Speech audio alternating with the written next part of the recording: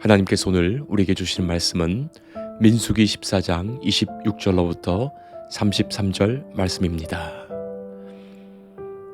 여호와께서 모세와 아론에게 말씀하여 이르시되 나를 원망하는 이 악한 회중에게 내가 어느 때까지 참으랴. 이스라엘 자손이 나를 향하여 원망하는 바 그 원망하는 말을 내가 들었노라. 그들에게 이르기를 여호와의 말씀에 내 삶을 두고 맹세하노라. 너희 말이 내 귀에 들린 대로 내가 너희에게 행하리니 너희 시체가 이 광야에 엎드러질 것이라. 너희 중에서 20세 이상으로서 계수된 자 곧 나를 원망한 자 전부가 여분네의 아들 갈렙과 눈의 아들 여호수아 외에는 내가 맹세하여 너희에게 살게 하리라 한 땅에 결단코 들어가지 못하리라. 너희가 사로잡히겠다고 말하던 너희의 유아들은 내가 인도하여 드리리니 그들은 너희가 싫어하던 땅을 보려니와 너희의 시체는 이 광야에 엎드러질 것이요 너희의 자녀들은 너희 반역한 죄를 지고 너희의 시체가 광야에서 소멸되기까지 40년을 광야에서 방황하는 자가 되리라. 아멘. 영국인들이 참으로 존경하는 윈스턴 처칠. 그런 말은 참 잘했지만 자신의 생각을 너무 거칠게 말하는 것으로 유명했습니다. 사실 거칠게 말하면 악평을 많이 받기도 하지요. 처칠이 아스토 공작 부인에게 응수한 말이 기록으로 남았는데 공작 부인이 처칠에게 각하, 당신이 저의 남편이었다면 저는 음료수에 독약을 넣었을 것입니다. 그렇게 말했습니다. 그 말에 처칠이 대답하지요. 공작 부인, 만일 당신이 내 아내였다면 나는 그것을 마셨을 겁니다. 그렇게 말합니다. 말 한마디에는 많은 뜻과 생각이 들어있죠. 그의 성격과 인품도 들어있습니다. 그러니 말을 잘해야 합니다. 경우에 맞는 말, 이치에 맞는 말, 공정한 말, 정의로운 말, 품위를 갖춘 말이 꼭 필요하지요. 그런데 이 말이란 것, 단순히 말 잘하는 것이 아니죠. 그의 성격과 인품과 반해서 만약 말을 잘하는 것은 오히려 말만 잘한다는 말을 듣게 됩니다. 그러니 정말 말을 잘하는 것은 단순히 말의 문제가 아니라 마음의 문제입니다. 물론 마음은 그렇지 않은데 말 표현에 재주가 없다 보니까 오해를 일으킬 수도 있겠지만 말이죠. 심리학자인 가톨릭 대학교의 클리프 노트리우스와 덴버 대학교의 하워드 마크맨이라는 분이 결혼한 부부가 10년간 서로에게 사용하는 말을 연구했는데 미묘하지만 매우 중요한 결과를 발표합니다. 실혼 초부터 100마디 말을 할 때 10마디 이상 부정적인 말, 무시하는 말, 그런 말을 사용한 부부는 10년 안에 이혼하더란 말이죠. 그리고 10년 동안 결혼 생활을 잘하는 부부는 100마디 말 중에 5마디 미만으로 그런 말이 있더랍니다. 자, 그리고 결국 이혼한 부부는 가만히 보니까 시간이 갈수록 점점 더 서로에게 모욕적인 말이 5배나 증가하더란 겁니다. 모욕적인 말, 부정적인 말. 점점 서로에게 나쁜 영향을 미치고 그런 말을 점점 그런 말이 자라게 한다는 거예요. 예수님께서 하시는 말씀을 듣습니다. 마태복음 12장 16절에 내가 너희에게 이르노니 사람이 무슨 무익한 말을 하든지 심판날에 이에 대하여 신문을 받으리니 네 말로 의롭다함을 받고 네 말로 정죄함을 받으리라.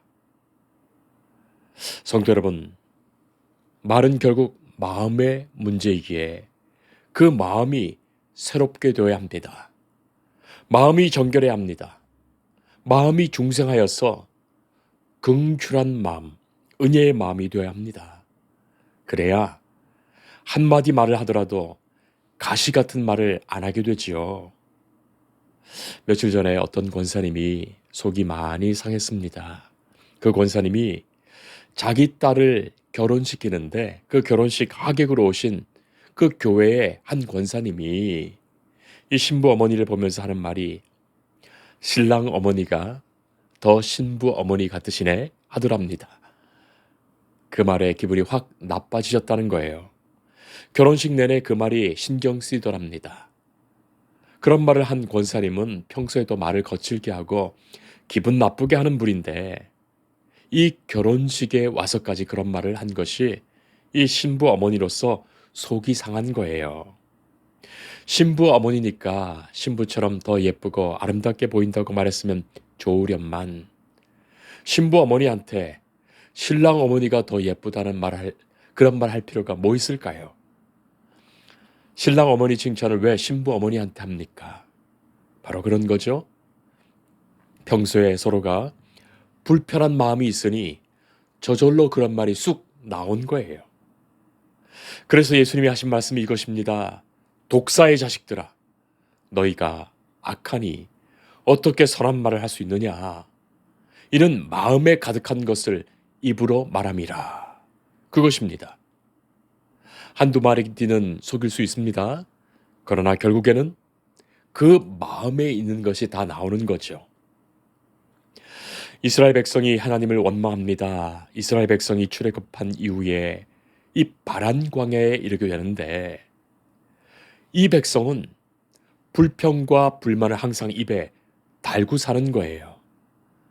생각해보면 이 광야를 지나면서 하나님이 불기둥, 구름기둥으로 인도하시고 만나와 메추라기로 먹이시며 반석에서 물을 내어 마시게 하십니다.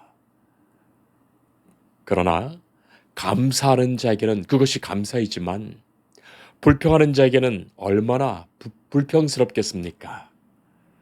처음부터 이 광야로 인도하시지 않고 바로 젖과 꿀이 흐르는 그 가나안으로 가게 하시면 되지. 왜 이 광야로 인도해서 이 생고생을 하게 하는지 그것이 불평인 거예요. 만나와 메추라기도 한두 번 먹으면 뭐 별식이지. 그것 365일 매일 먹는다고 생각해 보세요. 뭐 불평의 마음이 들 수도 있습니다. 그러나 달리 생각해 보면 광야에서 못 먹어서 죽는 사람이 허다한데 이것이라도 얼마나 감사합니까? 바란 광야에 이르렀습니다. 이곳은 가나안 땅의 남쪽이지요. 이곳에서 정탐꾼들을 보내어 가나안 땅을 정탐하게 합니다. 하나님이 이 땅을 분명히 주신다고 약속하셨어요. 각각의 지파에서 한 명의 지도자를 대표하여 뽑아서 정탐꾼으로 세워서 40일간을 가나안 지역을 정탐합니다. 자, 12명의 정탐꾼이 40일간 다녔습니다. 곳곳을 상세히 알아보고 자세히 정탐한 거예요. 그 이후에 이 정탐꾼들이 돌아옵니다. 온 백성 앞에서 보고하지요. 모세를 앞에 두고 온 회중이 모인 그곳에서 이 정탐꾼들이 보고합니다. 그런데 그 보고의 말이 너무나도 부정적인 말입니다. 그 땅의 과일을 보이면서 과연 젖과 꿀이 흐르는 땅은 맞기는 맞는데 그 땅 거주민은 강하고 성읍은 견고하고 크며 그곳에서 안악 자손을 보았는데 그 사람들에 비하면 우리는 사람이 아니라 메뚜기라.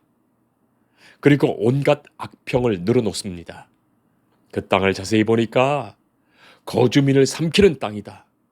우리 같은 사람들이 거기 갔다가는 다 죽고 만다는 거예요. 자, 그 말에 온 회중이 소리를 높여서 부르짖으며 밤새 통곡합니다. 그리고 이스라엘 자손들이 다 모세와 아론을 원망하지요. 우리가 애굽 땅에서 죽었거나 이 광야에서 죽었으면 좋았을 것을 어찌하여 여호와가 그 땅으로 인도하여 칼에 쓰러지게 하려는가? 우리 처자가 사로잡힐 것이다. 애굽으로 이제라도 돌아가자 하는 거예요. 자기들끼리 이제라도 지휘관을 다시 세워서 애굽으로 가겠다는 거예요. 이때 정탐을 같이 갔던 여호수아와 갈렙이 자기들의 옷을 찢고 말하지요. 우리가 두루 다니면서 정탐한 땅은 심히 아름다운 땅이라. 여호와께서 우리를 기뻐하시면 우리를 그 땅으로 인도하여 들이시고 그 땅을 우리에게 주시리라. 이는 과연 젖과 꿀이 흐르는 땅이라. 그렇게 말하지요. 그리고 너무나도 소중한 말을 합니다. 다만 여호와를 거역하지는 말라. 또 그 땅 백성을 두려워하지 말라. 그들은 우리의 먹이라. 그들의 보호자는 그들에게서 떠났고 여호와는 우리와 함께 하시니라. 그들을 두려워하지 말라 말합니다. 이 얼마나 용감하고 당당한 믿음의 말입니까? 자, 그러나 이미 이 백성들은 절망에 휩싸여 있었고 그 원망에 심령이 어두워졌습니다. 그래서 온 회중이 오히려 여호수아와 갈렙을 돌로 치려 했어요. 성도 여러분, 원망의 말, 불평의 말, 거짓된 말, 그 한마디를 이기려면 좋은 말, 은혜로운 말, 감사한 말, 진실의 말이 5배 이상 있어야 한답니다. 그만큼 부정적인 말이 악영향을 끼친단 말이죠. 악한 것이 세상에서는 훨씬 힘이 강합니다. 악화가 양화를 구축한다는 말이 그런 뜻이죠. 구축한다는 말은 몰아낸다는 뜻이에요. 자, 이런 상황에서 하나님께서 진노하십니다. 이 백성을 멸하려 하십니다. 도대체 어느 때까지 하나님을 멸시하려는가 진노하신 거예요. 이 일에 모세가 기도하며 주의 인자의 광대하심을 따라 이 백성의 죄악을 사하여 주옵소서 기도하지요. 애굽에서 지금까지 이 백성을 사하신 것 같이 사해달라고 애원합니다. 하나님은 이제 온 백성에게 이르라고 말씀하십니다. 그 말씀이 오늘 본문 말씀입니다. 하나님은 말씀하십니다. 여호와께서 모세와 아론에게 말씀하시되 나를 원망하는 이 악한 회중에게 내가 어느 때까지 참으랴. 이스라엘 자손이 나를 향하여 원망하는 바 그 원망하는 말을 내가 들었노라. 너희 말이 내 귀에 들린 대로 내가 너희에게 행하리니 너희 시체가 이 광야에서 엎드러질 것이라 하십니다.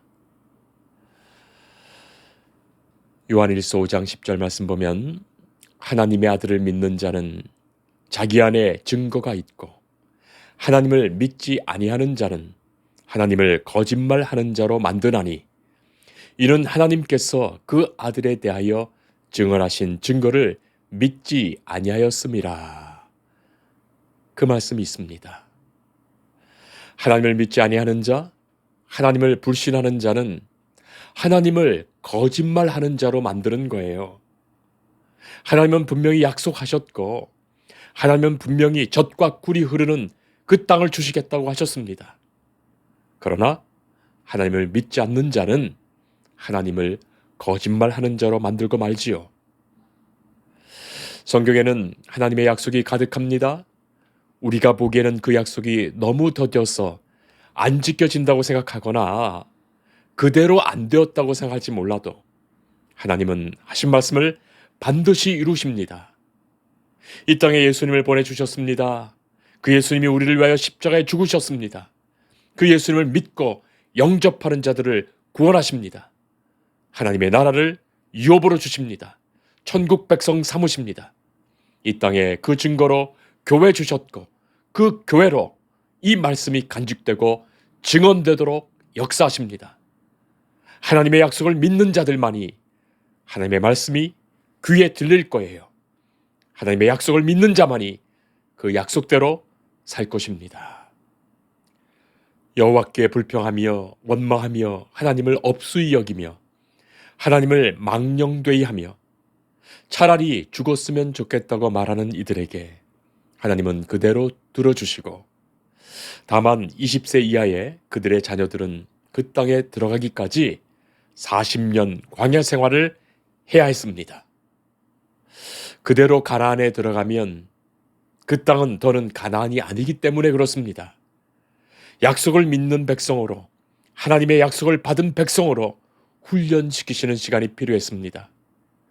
애굽에서 노예로 종살이하면서 감사를 모르고 은혜를 모르고 약속이라는 것을 믿지 못하는 그 노예 근성을 없애는데 40년이 걸리는 거예요. 성도 여러분, 어쩌면 우리 인생이 그와 같습니다. 저 천국, 하나님 나라의 백성, 그 자격을 갖추는데 일생이 걸리는 거예요. 그래야 불평, 불만, 의심하는 마음이 감사와 은혜의 마음으로 바뀌는 거예요. 성도 여러분, 하나님은 아십니다. 하나님은 우리의 심령과 마음을 너무나도 분명히 다 아십니다. 우리가 어떤 생각을 갖고 어떤 말을 하며 어떻게 행하며 사는지 말이죠. 그것이 진정 마음으로부터 하나님을 향한 것인지, 선한지 의로운지, 악한지 불의한지 너무나도 분명히 아십니다. 그러니 우리가 말하는 것도 단순히 입술로 말하는 문제가 아니지요. 성도 여러분, 우리는 주께 기도해야 하겠습니다. 하나님, 나를 긍휼히 여기시며 불쌍히 여겨주셔서 주의 크고 넓으신 인자와 사랑으로 용서하여 주옵소서. 주의 성령께서 내 안에 계시어 나를 새롭게 하옵소서. 주의 약속의 말씀을 믿고 사람을 보는 것이 아니라 하나님을 바라보며 살게 하옵소서. 우리의 말이 감사와 은혜, 덕을 세우는 말로 가득하게 하옵소서. 청개구리 이야기를 아실 겁니다. 어렸을 때부터 얼마나 많이 들었는지요. 어떤 청개구리가 엄마 개구리의 말을 하나도 안 듣고 거꾸로 하지요. 산에 가라 하면 강에 가고 강에 가라 하면 산에 갑니다. 하도 말을 안 들으니 엄마 개구리가 속상해서 죽으면서 유언으로 엄마 죽으면 나를 강에 묻어라 했다는 거예요. 그랬더니 그때야 뉘우치면서 말한 대로 강에 묻어들었다는 거예요. 그래서 비가 올 때마다 그 무덤이 떠내려갈까봐 개굴개굴 운다는 이야기죠. 사람이야 하는 말의 진실을 어떻게 다 알겠습니까? 진실은 감춰질 수도 있습니다. 잘 안 보일 수도 있습니다. 그러나 하나님은 한치의 오차도 없이 너무나도 분명히 아십니다. 그러니 우리가 이 마음과 심령의 변화를 받아 하나님의 기뻐하시는 뜻을 분별하며 바로 그것을 말하고 행하며 살아야겠습니다. 마음이 먼저입니다. 심령이 먼저입니다. 그리고 덕을 위한 말을 해야 하겠습니다. 선한 마음에서 말하고 선한 마음에서 듣는다면 서로의 말이 위로가 되지요. 은혜가 됩니다. 감사가 됩니다. 힘이 됩니다. 혹시 실수가 있더라도 넉넉히 이해도 되고 받아들일 수도 있죠. 빌 게이츠가 아침마다 주문으로 외우는 말이 있다 하지요. 아브라카타브라라는 말입니다. 이 말은 고대 아람어 아브라 이루어지라 라는 말과 카타브라 내가 말한 대로 그런 뜻의 말이죠.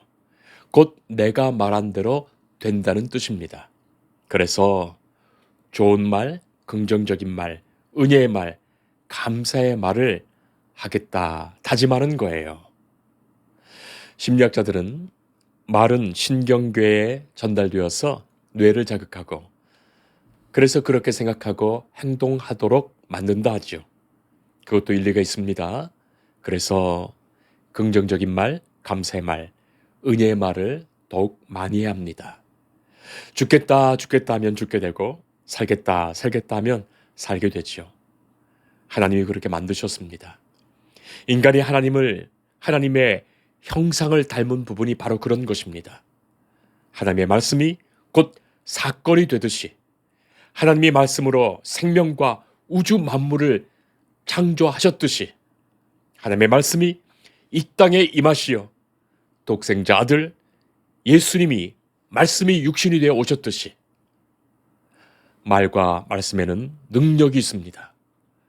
심령의 새로움을 받아 우리의 생각과 말과 행동이 하나님의 기쁨 되기를 축복합니다.